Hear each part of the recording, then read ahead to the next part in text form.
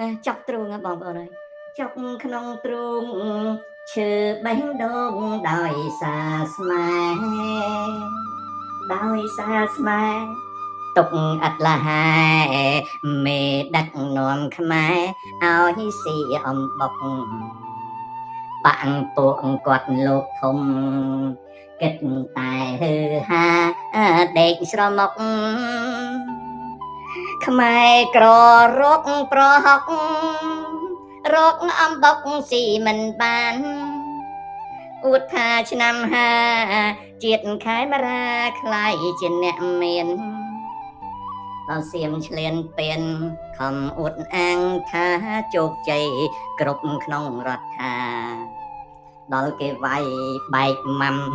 រត់ពេញផ្សារជនភៀងសឹកខែមរាទទួលកញ្ចប់លុយពុកលួយបូមរាប់លានដុល្លារទៅហឺហាទិញនាឡិកាបង្ហាញគេ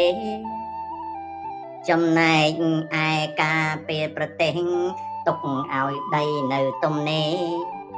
ខាងកើតយួនកេងយកទៅទេ